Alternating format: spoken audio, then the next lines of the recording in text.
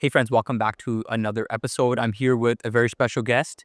She is the VP of Station Engineering at Ontario Power Generation, which is a nuclear utility here in Canada.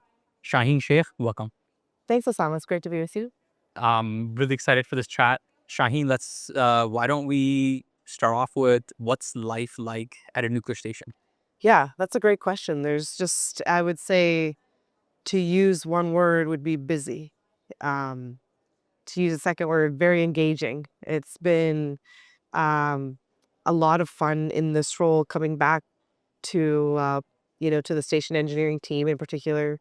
I was a system engineer many years ago, and it's pretty great to be able to come back to a role where I get to influence those folks in particular and hopefully cause some positive change for them and for, in view of strong performance at the stations and, help further the nuclear industry by demonstrating strong Canadian performance at our nuclear stations. So it's been great. But I'll say that it's busy, it's very ongoing. There's a lot of challenges. There's a lot of great work happening now, some innovation, and it just never ceases to amaze me how we find the most dedicated folks we could possibly find to give so much of themselves and are genuinely excited and interested in learning about the nuclear industry and learning about how to create improvement at the station. So we have some really dedicated folks, and that always impresses me. Just folks from all over the place, all different kinds of backgrounds, um, lots of amazing experience and education and life stories that contribute to our engineering family in particular. So That's awesome. it's really cool. Yeah.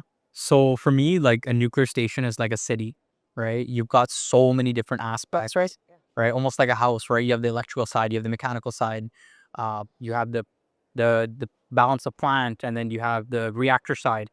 Let's do a deep dive into this station, like the living, breathing creature. Sure. Tell us what's it like in there. Yeah, I mean, that's a great analogy. And I'll say there's so many moving parts, but I'll say the main, I don't want to simplify any of the supporting groups, but the main groups are operations, maintenance, engineering, and work management.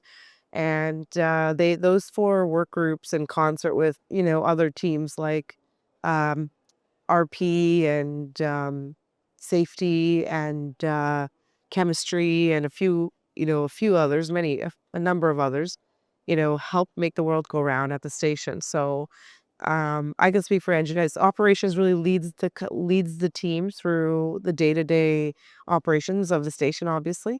And maintenance supports all of these strategies that we develop to ensure high performing stations.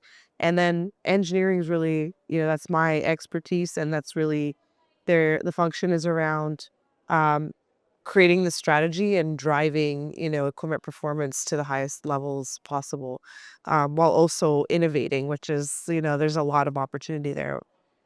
In station engineering, I have some typically junior folks. I have some very experienced folks, but by and large, my team is composed of some junior folks that have just come from university, and they're super excited and eager, have lots of great ideas, um, and they want to contribute, they want to participate, and they bring a lot of energy and ideas and excitement to the table and drive. So it's really awesome. Like it's just it's a great position, but also being part of the nuclear, stations, it's an ongoing effort to get the right balance of short-term and long-term view and support. And it's like, in your analogy of a house, you could have a water faucet break today and you need to figure out how to address that today.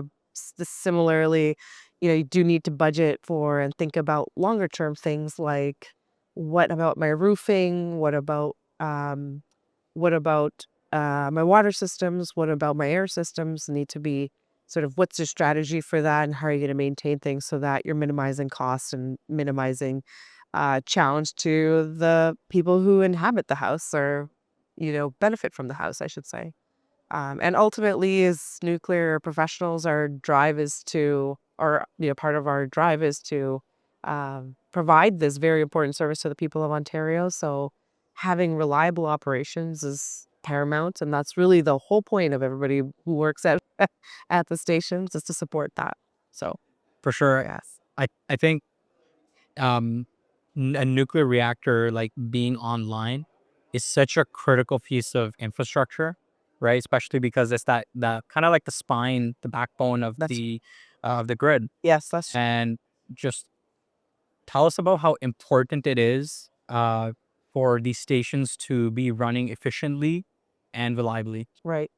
I think, you know, the obvious answer is that the people of Ontario are living their lives and so many major functions in society are supported or need power to run. I mean, it's just basic. That's just a 101, I think, simple concept. But, the places like hospitals and the government buildings and all of our infrastructure relies on us to support power production. So, and not just support it, but support it in a predictable, reliable way, supporting all the different things society really needs. It's the underlying assumption that we have power. So how we get there is really important.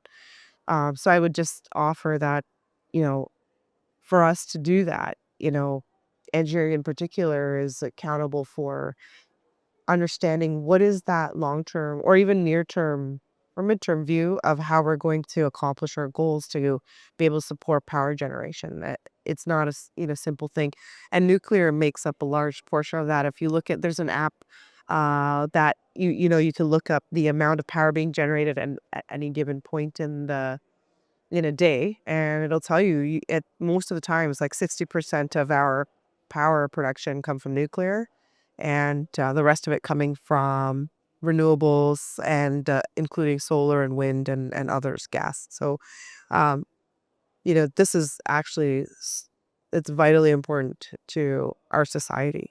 Without strong operations and like a clear view to, uh, you know, high performance, it needs to be really clear to the people of Ontario that we provide safe and reliable power. It's also important to the government who helps make decisions around what else we're going to pursue as a company. So when we look at the fact that there's supply is not going to match demand over the coming years in terms of energy generation, it makes it really important for us to have strong operations to enable the arguments that we are the right providers for new nuclear solutions of different kinds. And so, if we don't have a strong track record, it's a lot harder to demonstrate to the government, to the governing bodies, to the people of Ontario that we deserve to pursue these other technologies and these other avenues, which are going to be needed in the very, near future to continue to keep up with demand. So I think, if the operating units aren't successful, it makes it a lot harder for us to pursue SMRs and new builds and things like that. And even the Pickering refurbishment, being in part impacted, that decision being reversed, is partially based on Pickering being such a strong performer and Darlington being a strong performer, and us also having done a really strong job with the Darlington refurbishment. All of these things are part and parcel of the decision making that goes, that impact the decision making to support, you know, all these other things that we want to pursue. This And episode is being recorded live at the annual CNA Conference, Canada's largest gathering of professionals from across the nuclear industry. If you want to know more about the association's work, please click on the link in the description below. and coming to the CNA conference, I mean, it's just reminds you, like, we say that you know, the Canadian nuclear industry is small, but it's big. Like, it's really exploded here over the last little while. Like, I think, I've heard that there's over 1,700 participants this year here, which is like a step change from the last few years. And I think it's just a testament to how much excitement there is. The international community is looking to Canada to lead here, and we are leading. So I think it's really wonderful. We're leading in terms of pursuing small modular reactors and establishing that here in our government has been supportive of that, and I think that's awesome. There's a lot to consider. There's so many um, things going on, so many folks interested and excited genuinely. It's important for us to sort of take advantage of that. But none of that would be enabled if we didn't have a great track record and strong performance. No, absolutely, you're right. Like every nuclear reactor that's operating out there is playing that role in the credibility Yes. of our industry. Yes. And so it's great that you're painting that story of like, hey, if we don't operate these stations correctly, the future stations won't exist, That's true. Yeah, right? absolutely. So that's good. That's good to know. We're at the CNA, the Canadian Nuclear Association Conference. It's the largest meetup of professionals from across the industry. It's a really exciting energy here. How why is this event important, and what are you excited about when it comes to CNA? Yeah, I think the CNA is important primarily to offer education to folks about where we're at in certain aspects. We're considering a lot of different things, not just the technology or design itself, but there's a lot of you know, discussion around that, like how do we manage projects well? How do we manage the demand for staff that's going to is with us and continue to come forward to us. There's a lot of things that we have to consider. It's not a one-dimensional thing. It's multi-dimensional, and there's many players at the table, and that's great because I think the more we have um, competent, willing, hardworking folks at the table, the better off we're going to be as a industry to accomplish our goals. So I think for me, that's the best part about this is being able to interface with so many people, connect with new folks, but also reconnecting with other folks that I just haven't seen in a while for whatever reason. And it's a great opportunity to, reestablish and expand your network and ensure that you know, there's lots of help out there and there's lots of problems to be solved and there's someone that wants to help solve all problems. So it's really like, how do we connect with one another to move that along, to move things that each of these smaller problems forward together. So, and that's been to me the message I've taken out of multiple sessions been lucky to sit in is like the need for collaboration is um, stronger than ever. And so we can't really afford to be siloed in our approach. We have to be partnering um, all work groups, all these different teams and companies really do need to be partnering together to accomplish our collective goal. Hmm. Yeah, that's phenomenal. It's great. I'm glad you're having a great experience. Yes, thank you. Um, and um, and yeah, absolutely. It's I think it's vital right now to bring the industry together, and it's kind of like serendipity. You Yes. you come across people, and it's hard to do that in the virtual environment. Yes. Yes, that's true. So this is like wonderful. Things happen really quickly when you're face to face with folks, and things are discussed quickly and decided quickly. And I think it's a really great thing. And a lot of folks want to get in on the action, which is awesome. And so it's like it serves as an opportunity for quick, education on how to get involved, how to support. I think that's really important to accelerate um, our progress, which is really important for us to do right now because there's so much to do and not a lot of time to get it all done. So, Absolutely, yeah. you're really accomplished in your career as a VP. Thank you. Tell us about your career trajectory. Uh, I know a lot of people get into the nuclear industry, or when they think of nuclear engineering, first of all, that's not the only profession that can work in nuclear, right? There's like mechanical engineers, electrical engineers, chemical. There's so Yeah. many different Right. backgrounds, Yes. Yeah. so many different jobs. Tell us about your career in the industry and, Sure. and also possible careers in nuclear. Sure. I mean, so I'm a U of T engineer. I graduated from electrical engineering in 2003. And I didn't really see myself going into nuclear, but I did see the opportunity come up and I applied and I took it. And I'm glad that I did because I've benefited from the wide variety of opportunities that OPG is just, it's really wild how things have changed over the last 20 years. I've been with OPG for over 20 years now, thankfully. And I'll say, I started at Pickering And I worked at Pickering as a working level engineer for almost a decade, and so I really learned, how these different things work at the working level, and I have a clear understanding of where the difficulties lie or gaps might be. And so that was really beneficial for me when I decided to move into the leadership part of my career. And so I was lucky enough to start my leadership career at Darlington, and I worked through uh, components and equipment engineering, and then I went to design as EFIN section manager, and then I got to be the design department manager. I did get to go do some training called AOOM, which is learning about the design of the station. Um, and then I got to come back and do performance engineering and life extension role.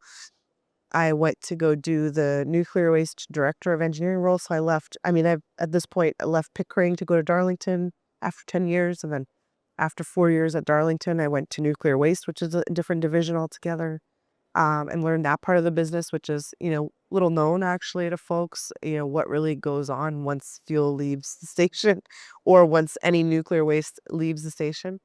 And so that was really beneficial and vital to understand that part of the process and that organization.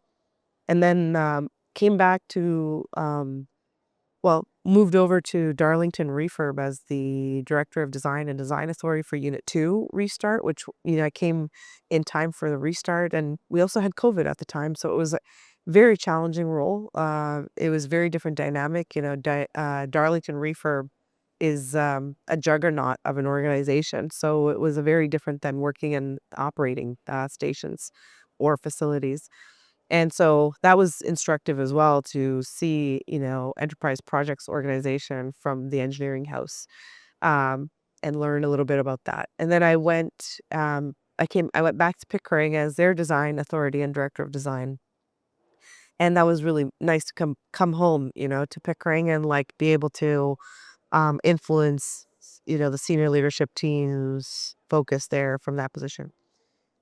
I was also lucky enough to go to, Wano on a secondment for almost a year and a half, and I, got to see 9 or 10 different stations, and I did that from the engineering space, but also from the organizational effectiveness space, and I was qualified in both areas, which is a uh, rare thing to have those two qualifications. So I really enjoyed that. I made a lot of friends. My network exploded again, and I made some great friends, and I learned a lot in that period of time. I've come back to this role as the VP for station engineering, and so I guess from my path, I'll just say, I haven't been shy about taking risks from where moving organizations is concerned. I've been fairly change agile, I would say, in my approach, and that I think is important for folks to consider and think about because there's so much opportunity. There's so many different things going on if you work hard and you demonstrate your commitment and your good behaviors while also offering strong performance results, you can make your way through a lot of different opportunities because there's a lot more work now than there are people actually, I think. And so there's many opportunities, and I would say I would encourage people to be thoughtful about learning things, doing a good job, demonstrating performance improvement, and then looking for something else to help yourself as well as help the organization be successful. So I think if people take away anything from my career path, it's that there's a lot out there, there's a lot of opportunity, and you can do anything you want to do if you decide that that's what you want to do, put your mind to it, and be willing to say yes, and pick up things and try things and learn new things, um, if you're genuine and dedicated, you'll probably do a great job, and I think that's what matters. That's phenomenal. Yeah. That's great. Tell us about like what's the difference between working at a utility versus working at a vendor? Well, I haven't myself worked at a vendor, but I've worked with the vendors, and I would say my observation is that they are just as focused on getting the work done as we are. Albeit we're the ones that leave with we're left with the product. So it's, in our best interest to stay close to the vendor, make sure that they understand our QA process, how do we get things done, doing things with quality, and maintaining cost and schedule, I should say. Which is not, I mean, we care about all those things. We care about cost and budget just as much as they do.